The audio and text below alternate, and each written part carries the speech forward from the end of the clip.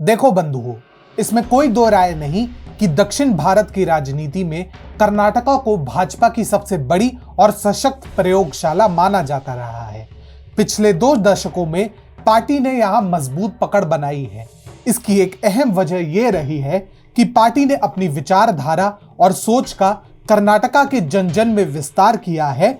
लेकिन यह भाजपा की दिक्कत रही है कि पार्टी जब जब विचारधारा से हटकर कोई निर्णय लेती है तो उसके अपने ही समर्थक उसके लिए मुसीबतें बढ़ा देते हैं। भाजपा की समस्या यह रही है कि पार्टी विचारधारा तो हिंदुत्ववादी चाहती है, परंतु उसे समर्थन वामपंथियों का भी चाहिए और निर्णय ऐसे लेती है जिसे देखकर आप स्वयं सोचे, भाई आखिर करना क्या चाहते हो। नमस्कार, स्वागत है आपका TFI पर, जो है देश का सबसे विश्वसनीय ऑल्टरनेट न्यूज मीडिया पोर्टल। और मैं अनिमेश पांडे आपके समक्ष प्रस्तुत करूंगा कर्नाटका के बोम्मई सरकार के विचित्र विचार, जहां ये अपनी ही नीतियों के ठीक उलट ट्रांसजेंडर्स के नाम पर कोटा यानी आरक्षण का निर्णय लेते हैं और कैसे इन्हें भी वोकवाद का चस्का चढ़ रहा है। इससे पूर्व कि हम आगे बढ़े, यदि आपको हमारे विचार पसंद आते हैं तो आप हमारे वीडियो को लाइक कर सकते हैं एवं आप हमारे चैनल एवं फेसबुक पेज को अवश्य सब्सक्राइब करें। तो अविलंब आरंभ करते हैं। असल में कर्नाटका की बसवराज बोम्मई सरकार ने कुछ ऐसे निर्णय लिए हैं जिसके बाद वे जनता की कोपभाजन के शिकार बन सकते हैं।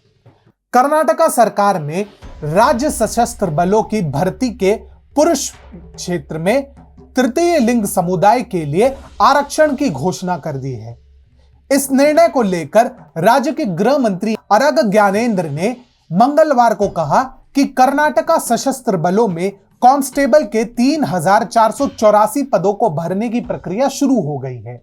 इस निर्णय का ऐलान करने के साथ साथ राज्य के गृह मंत्री ने कहा कि राज्य में प्रथम बार पुरुष तृतीय लिंग समुदाय के लिए 79 पद आरक्षित किए गए हैं।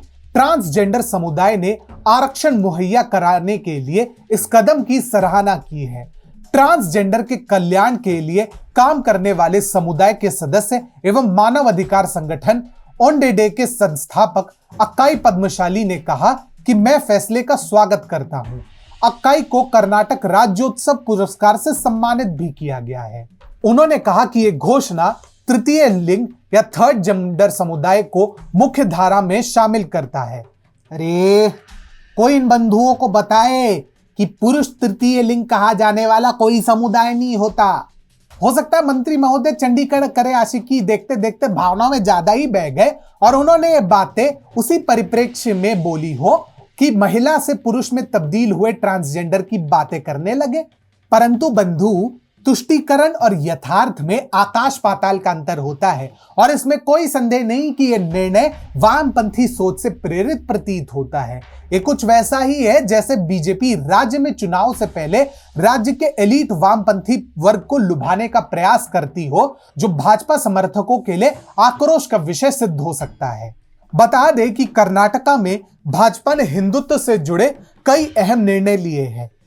हिजाब विवाद को लेकर कर्नाटक सरकार का रुख इतना स्पष्ट था कि सुप्रीम कोर्ट और हाई कोर्ट को भी सरकार के हक में ही निर्णय देना पड़ा। इसके चलते कर्नाटक में छात्राओं के लिए ड्रेस कोड निर्धारित हो गया।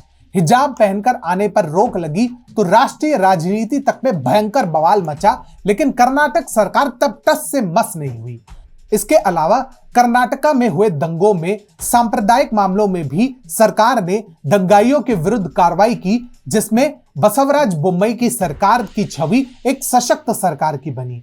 इन सब के बीच इस सरकार ने चुनाव से पूर्व सही राजनीतिक ट्रैक पर चलने का पूरा प्रयास किया, परंतु ट्रांसजेंडर को कांस्टेबल भर्ती में आरक्षण देने के निर्णय से राज्य सरकार की छवि पर अब एक धब्बा सा लग गया है।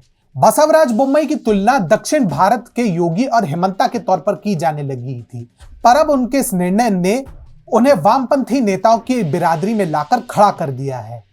ऐसे में आवश्यकता यह है कि बसवराज बोम्मई चुनावों से पूर्व ऐसे किसी भी निर्णय से बचे जो हिंदुत्व की छवि को नुकसान पहुंचा सकता है, और श्रेयस्कर यही होगा कि ट्रांसजेंडर समुदाय से संबंधित इस निर्णय पर भाजपा सरकार पुनर्विचार करे।